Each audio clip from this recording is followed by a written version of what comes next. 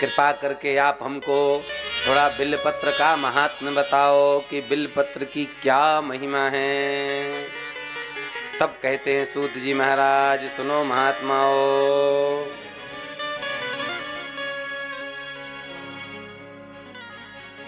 अब मैं तुम लोगों को बिल्वपत्र का महात्म्य सुनाता हूं, ध्यान पूर्वक सुनना। पुण्य तीर्थानि यावन्ति लोके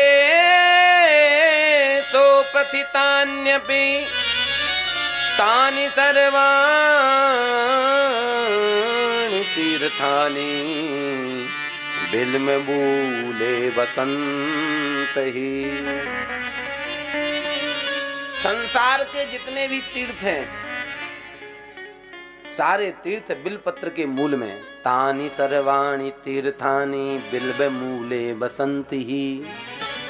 बिल्व का जो पेड़ होता है, उसकी जो जड़ होती है, उसमें संपूर्ण तीर्थ होते हैं। भैया, बिल्वपत्र के वृक्ष के जल पर जड़ चढ़ा देने से संपूर्ण तीर्थों पर जल चढ़ाने का फल प्राप्त हो जाता है।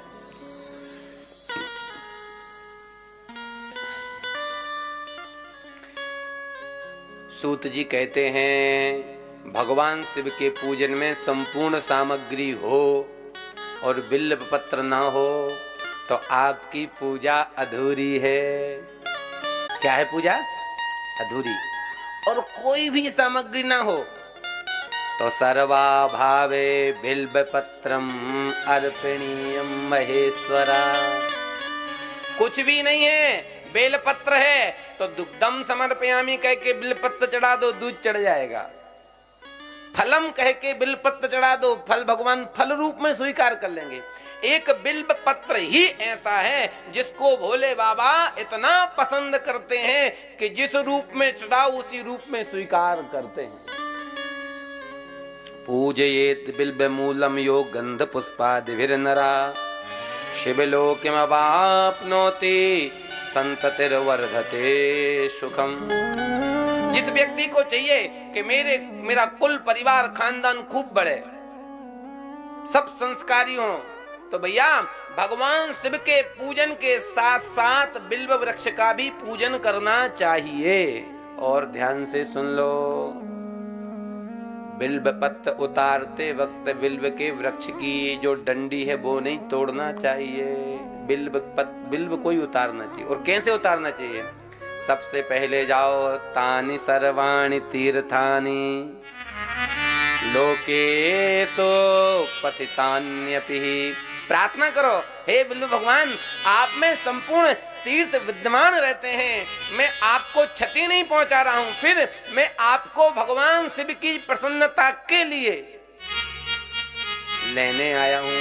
आप कृपा करके अपने कुछ पत्र हमको प्रदान करो। ऐसा कह के बिल्वपत्र को पहले जल चढ़ाओ, गंधाक्षत से पूजन करो और परिक्रमा करके फिर बिल्वपत्र को उतारो। बेल के पेड़ पर ऊपर चढ़ के बिल्वपत्र नहीं तोड़ने चाहिए। बोलो बा महाराज, फूल चावल चंदन लेके जाओ। अरे ये सब नहीं कर सकते हो तो सीधे बिल्वपत्र के वृक्ष के पास जाओ, पहले दंडवत प्रणाम करो। इतना तो कह सकते हो, शिव पूजार्थम चिनोमि, मैं भगवान शिव की पूजा के निमित्त आपको उतारना चाहता हूँ।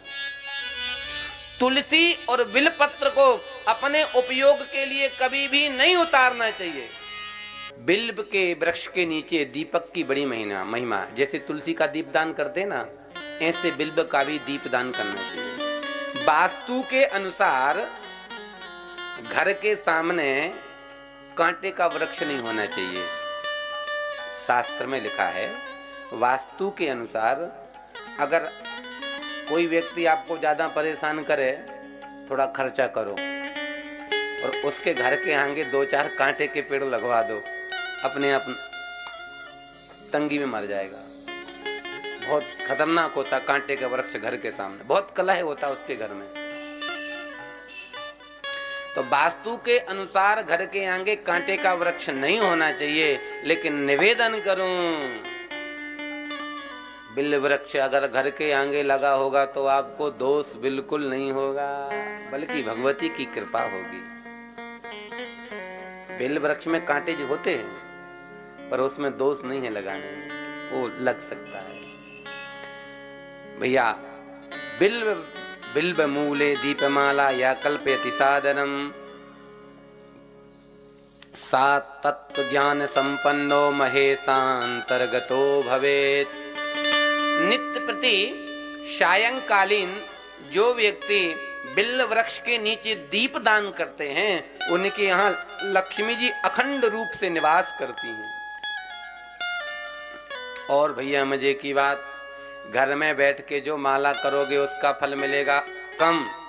और ऐसा लिखा है, बिल्व मूले शिवृतम भोजित यस्तु भक्तता एकम व कोटि गुणतम तस्य पुण्यम प्रजायते। करोड़ गुना फल प्राप्त होता है बिल्व वृक्ष के नीचे बैठ के भजन करने का।